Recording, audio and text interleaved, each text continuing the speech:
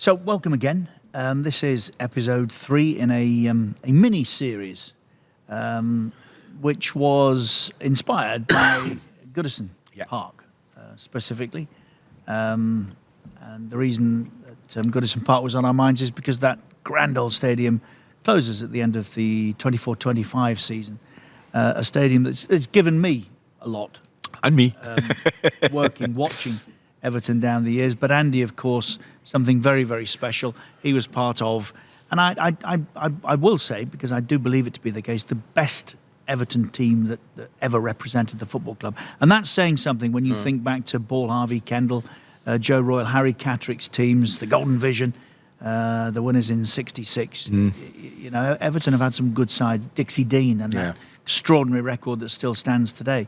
And last time we were with you discussing the 85 season. We were partway through. But before we go on with that tale, I did just want to stop for a moment to talk a little bit about Goodison as an arena. It of its era, it was imposing. Yes. It was a magnificent arena. Yeah. I still think today is one of the most atmospheric, but it is time. Aging. It has aged. It has. What was it like inside? Because that's an area that we don't get to visit. I mean, now, so many people now are party to what the new stadiums have given, these huge cavernous changing rooms that are circular. Almost, is it holistic, the word they use now for the dressing room, Skeezy? Yeah, half ball. Yeah, they're semicircular. They're circle, so the manager can see everyone or walk around everyone. Goodison, and the entrances now to these grounds, these new grounds, are beautiful places, like walking into a 5-star hotel. Goodison's couldn't be more opposite, as you know yourself. The player's entrance is like a door that size, that wide, that you walk through and then you're in the corridor. Off the main street. Off the main street, basically. The bus has to park on the main street with the fans all around you. 5 or 6 steps, you're in the ground. Down the tunnel, there's the player's entrance just on the left, I think, as you go down the tunnel. And the tunnel's only just a little bit wide on the stable. Players' tickets to be collected at reception on that left-hand side. And then down to the bottom, then you've got, if you were to go right, and you're in another narrowish tunnel. You could probably get three abreast in the tunnel if you're lucky. Pitch that way, left, dressing room. So you'd come to the visitors' dressing room first, and then you go through into like a manager's office, where I was in there with David Moyes about 4 or 5 weeks ago when I went up. And so I was in there with Moisey, and then through to the dressing room. And it hadn't changed much since I was there. I hadn't been in the dressing room for, probably since I left. Yeah. Probably since I left Keezy. And it looked pretty much the same. There were a few more bits of technology in there and things like that, and more modern things, tactics boards and all these sort of things that you see. I suppose the reason I ask you about it is because I know that when you put a shirt on and you took to the playing field, you didn't hear or see anything else. I spoke to you once of that row of floodlights on the main stand. If you're looking into that main stand, there's a row of lights. That's right. Along there. And I said to you, were they there when you played? And you, I don't know. The reason was I thought they were so low that you'd maybe lose the ball in it. Yeah, I remember you saying that. I know that there's music pre and post match that you never heard. No. Were you aware of the Z Cars thing? No, not until you told me. Because I honestly, I don't know whether that was just ignorance is bliss. No, or whether I was just because I wasn't the best footballer in the world, so I really had to concentrate when I was playing football. I really had to try and be my best and focus on what I was trying to do. Because there were so many other players better than I was, and so I don't know whether it was because when I went down that tunnel, I'd be having the boys let's giving it all that, giving it large, noisy, focus, get out onto the pitch. The last thing I would be thinking about as I ran out of the pitch was, what's that music playing? I would just get on there, get off, get the whistle blowing, and let's get on with it. That music, of course, goes from Goodison to Bramley Dock. Where did it come from? It has to. Well, where it came from was in the early 60s. There's only viewers of a certain generation will know this, but there was a very famous BBC series, police series called Z Cars. I remember it. Well. Z Cars because the cars, they were Zephyrs, Ford Zephyrs. Yeah. And it was filmed for the series. Is that why it was called Z Cars? Because of the Zephyr? Yes. Oh, wow. I didn't know that till now. And the series was filmed in the TV series. They were the Newtown Police. But the new town was Kirby, on the periphery of Liverpool. And that's where the outside scenes were filmed. I'll give you more detail. The cars were actually yellow, not white, because it was shot in black and white. The yellows show up better. Small. But 3 members of the cast were invited to Goodison to promote the series on one afternoon. And they played the theme tune as these guys came on the field. And Everton won the game. Wow. So it was played every week since. Wow. And I really like it. Yeah, I do. I think, you pointed out to me. I do like it. I think it's stirring. Yeah. You know? And I said to you this season, will they take it? And I thought, well, that's a daft question to ask because you've got to. You got to. Yeah. Oh, I think Evertonians would never have allowed it not to be taken. Absolutely not. No, they cannot start. But there was no good reason other than just superstition. Yeah. We won, so we'll keep doing that. Keep doing it. Yeah. It didn't always work, and it didn't work for Howard in the early years of his tenure. But at the time we were discussing in episode 2 is getting actually genuinely exciting for Evertonians. Just to update you, Adrian Heath had scored 11 goals in that season, injured when he did his ACL at Sheffield Wednesday. Peter Reid exacted revenge on the individual who he blamed for that injury, Brian Marwood. Yeah. But you'd won 1 in 5 going into Christmas. Yeah. You're now playing. I think you said in the last episode 13 without a goal, but it turns out it was better than that. It was 11. But Everton are winning games, 6 in a row post-Christmas. Yeah. And I said to you, I thought there was a reason why you started scoring goals again. Well, you talk about superstition, right? Yeah, and you talk about crazy facts. On my return to the team, Inchie had worn 8.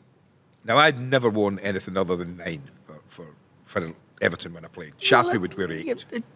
Occasionally, in your career, you were a 10 when you started out. Oh, no, I was a 10. But what I'm saying, no, when I was at Everton, I always wore 9 when I played. I never wore any other number. So I always wore 9. But when Inchie got injured, Sharpie obviously had the 9 at the time. And he kept it, as he would. And I wore 8. In an era, again, we should, for younger viewers, explain that there was only 1 to 11. Yeah. There weren't squad numbers. No, you didn't have 12, 14, unless you were sub. You just wore the jersey of the individual that was injured or that had been dropped. And that was Inchie, number 8. I wore 8. For those 11 games, I wore 8. And nothing went in for me. Nothing went right. I'm not going to drink, so I'm going to laugh. Go on. Nothing went right. You know, I'd hit the bar, I'd hit the post, I'd hit a defender on the line. Nothing was happening, although we were winning. We go to Leicester. Big game. A massive game in the build-up. Sharpie's injured.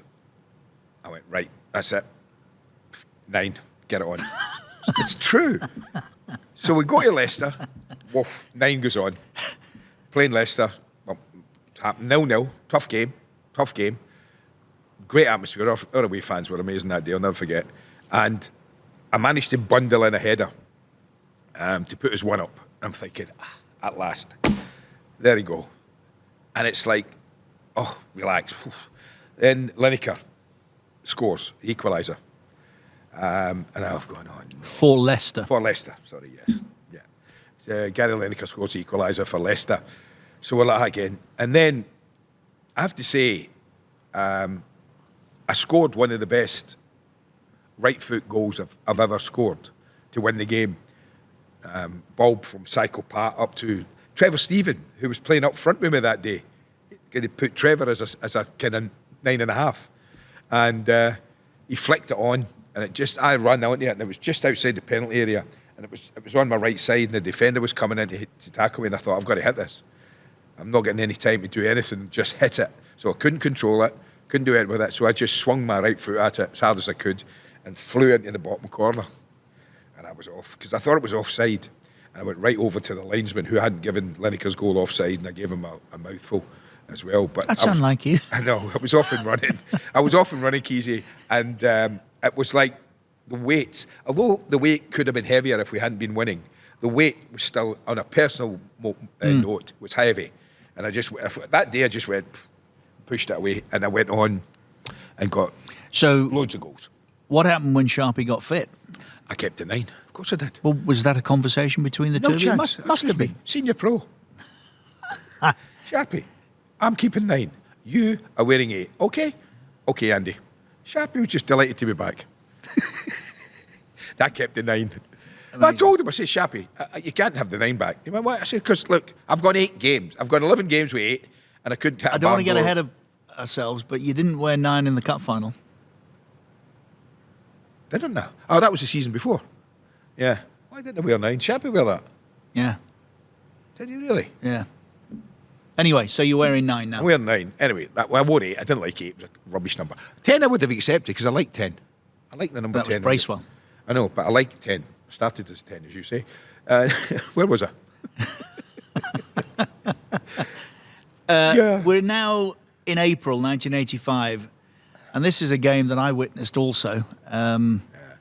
This was going to settle the title. Yeah. Allegedly. Well, it did really, in a way, because Tottenham were going really well that season. And it was one or the other. It's April, and that's a bit early, really, to be talking about a match that settled. But it did, I think, didn't it? Yeah, it did. It was the winners that night. Yeah.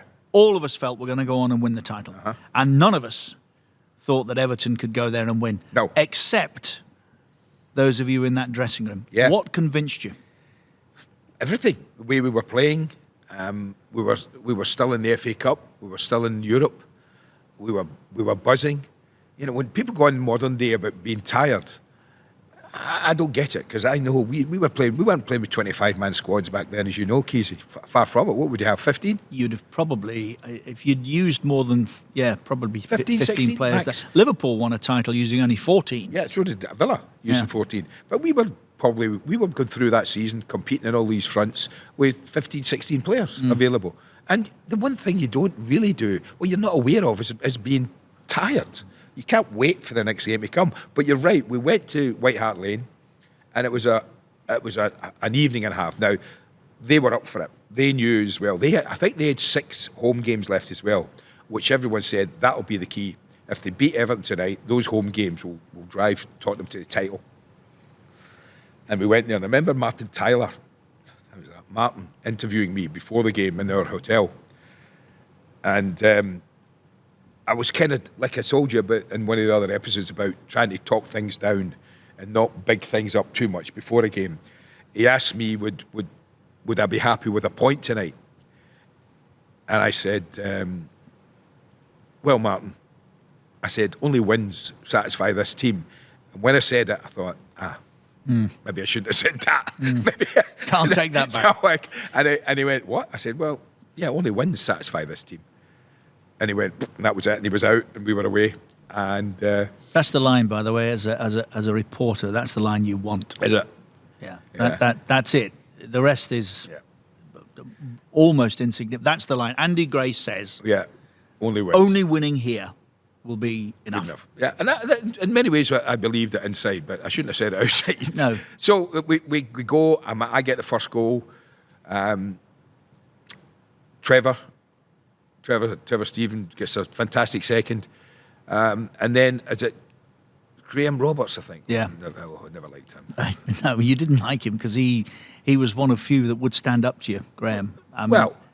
He was, and that these, by the way, stand up to you. There's a difference between standing up to you and whacking you. We're talking about a defenceless. Spurs weren't Spursy in this. No, era. they weren't Spursy. But him and Paul Miller, they just used to chip centre forwards to each other. Yeah.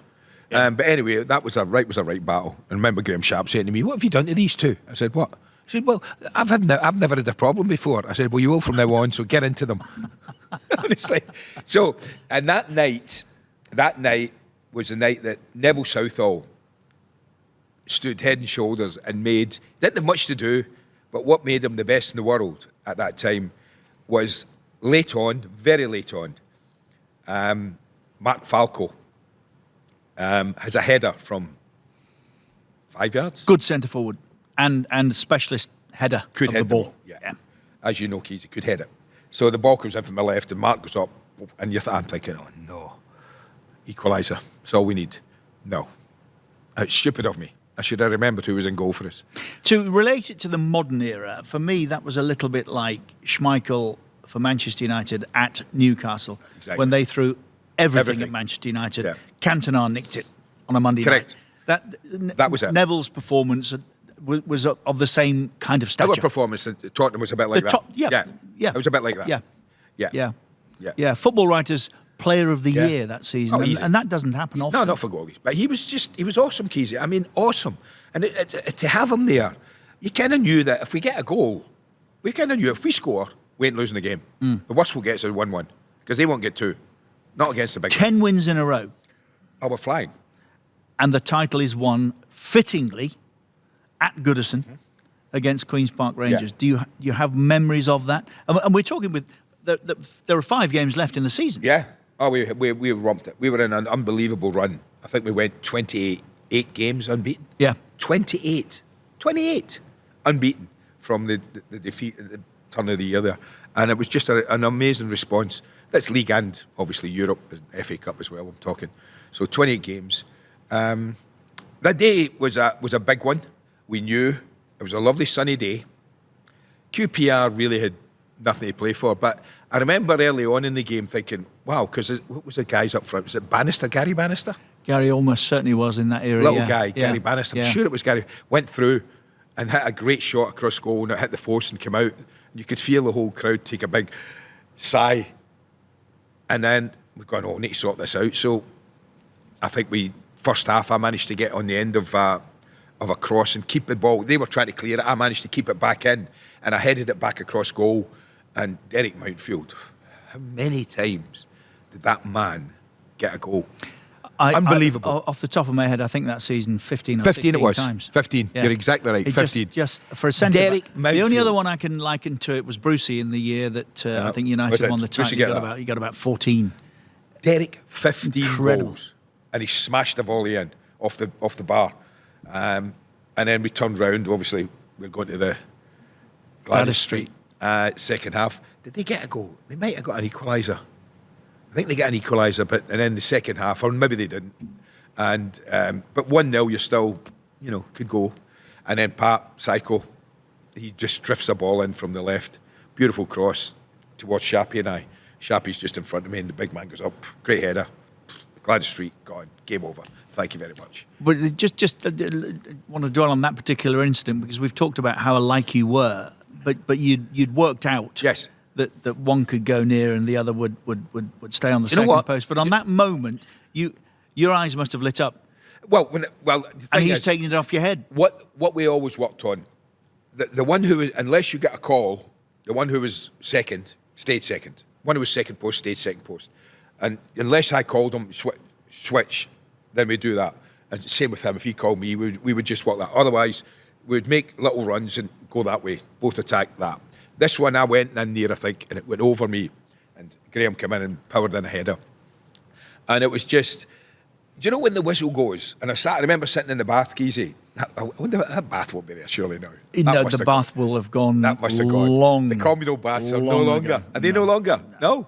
Oh, wow. So anyway, we're all sitting in the bath singing Everton songs or whatever it is.